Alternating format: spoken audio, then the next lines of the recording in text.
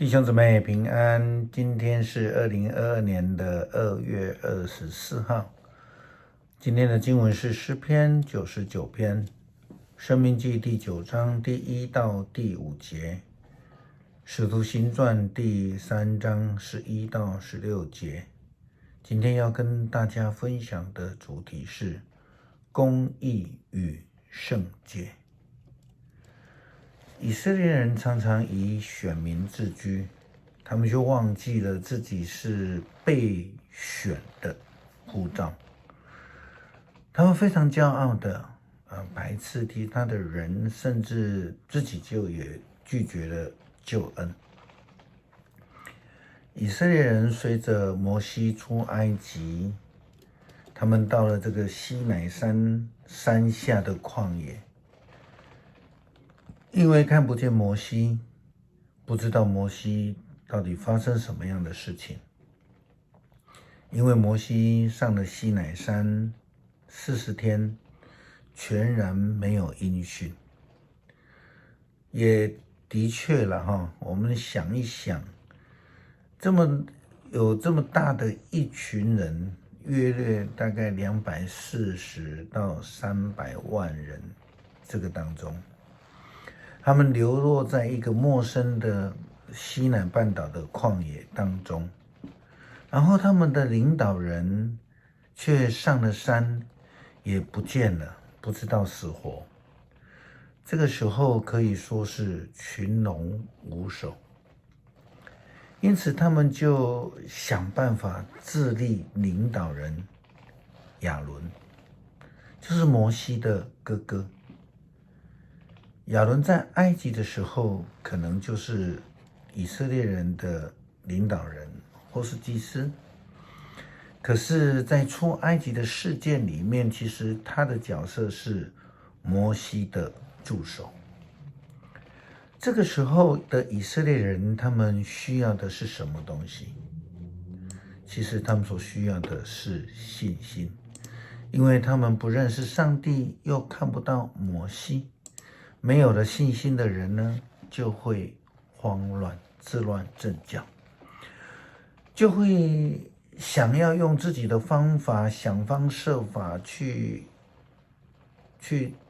想一些有的没有，以为自己可以用自己的方法来处理事情。但是他们忘记了，一旦他们离开了上帝的道路，上帝的方式，就是违背了上帝，就不再是圣洁了。违背上帝，意思就是说，我们转头背向上帝。就圣经观点来看，这个就是罪，因为违背上帝旨意就是得罪了上帝。遵行上帝旨意呢，没有灰色地带，没有妥协的余地，因为上帝是绝对的。如同大卫在他的诗篇当中，他向上帝祈求说，主啊，求你不要向我掩面。掩面的意思就是背对着我，脱离了关系。大卫说这样子的话，他就会死亡，因为没有上帝的气息，没有上帝的灵在我们的生命里面了。以色列人在出埃及的时候，他们首先过了红海，离开了为奴的生活，但是他们却没有继续的面向未来，努力的被改变。他们的心里面仍然是倒着走的，背向前方。他们思想的过去敬拜的偶像这样的生活，所以他们才会另立领导，要求他为他们制作金牛。敬拜偶像如同过去在埃及的生活一样。摩西借着以色列人预备要进入迦南地的时候，他重申再次的提醒他们，并不是因为他们的生命是圣洁的，所以可以进入应许之地，也不是因为以色列人是良善的，所以上帝赏赐他们得以进入应许之地迦南地的这个福气。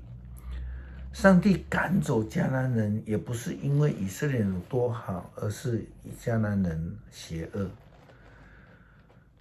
又要实践上帝对亚伯拉罕的应许，所以上帝让以色列人得以进入应许之地。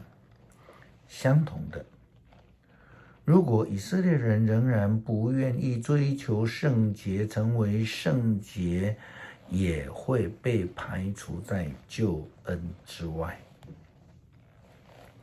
基督徒追求圣洁，敬拜上帝的人都要自洁，因为上帝是圣洁的。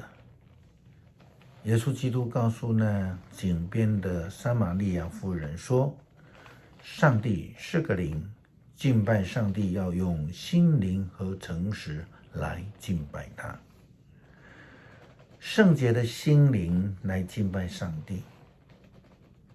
在利未记里面规定有许多洁净的礼，经文当中时常出现这样的提醒。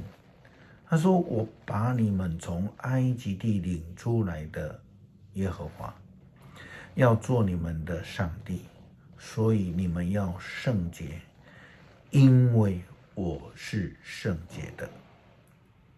因此我们必须学习上帝的圣洁，努力成为圣洁的人，在生活上努力先自洁，然后因为相信，也因为有好的实践的生命，被上帝称为圣洁。彼得在圣灵降临节之后呢，就留在耶路撒冷的广场那边传福音。那今天的记载是他在所罗门廊下传福音，这个是接续在他们在美门口医治了一位瘸腿的后开始传福音的一个情形。众人因为看见那一位天天需要朋友把他抬到圣殿乞讨，生来就瘸腿的人，竟然因为彼得和约翰对他说，金和银我都没有，我只有把我所有的给你，我奉拿撒勒人耶稣基督的名叫你起来行走。后来这一位瘸腿的就被医治，然后就痊愈了。这些人感到非常的好奇，非常惊奇。彼得宣告说，以色列同胞们何必为了这一件事情惊奇呢？为什么只盯着我们看呢？你们以为我们凭着自己的能力和虔诚使这个人走路吗？亚伯拉罕、以撒、雅各的上帝，就是我们祖先的上帝，已经荣耀了他的仆人耶稣。这耶稣，你们把他交给了官府，比拉多决定要释放他，你们反而在比拉多面前背弃他。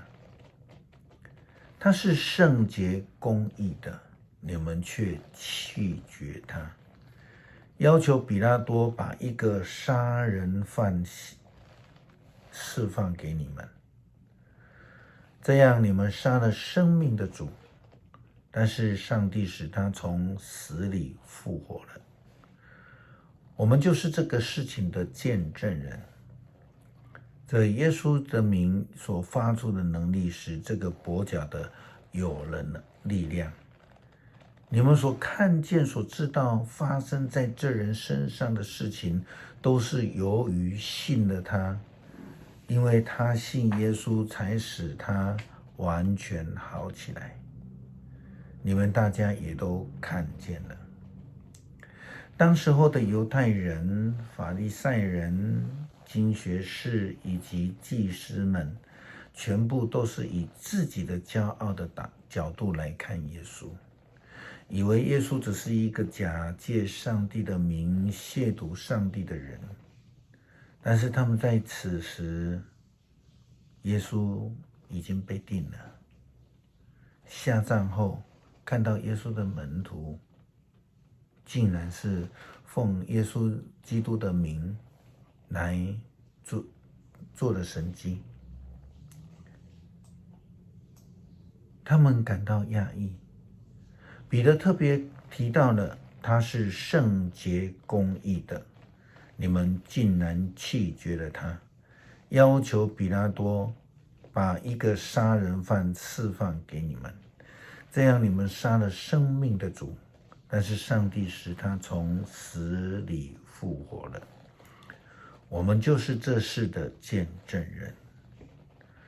他是圣洁公义的上帝，即便是以色列人、世人都得罪了他，杀了他，但是上帝并不因此就收回他的救恩。这救恩仍然要赐给那些愿意追求、盼望接纳、有信心的人身上。因此，我们必须在生活中思想什么是上帝的公义，我们如何做才能是追求他的圣洁之人。诗篇99篇，上主掌权，万民站立。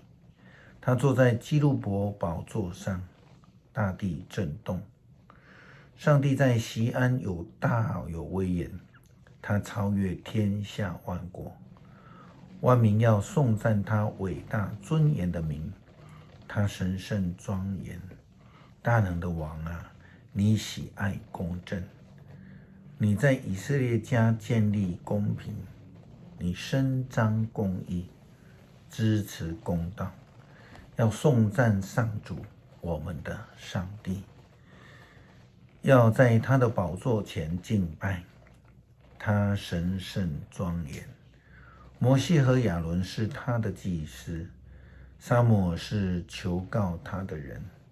他们祈求上主，他回应了。他从云柱中向他们说话，他们服从他所颁赐的法律诫命。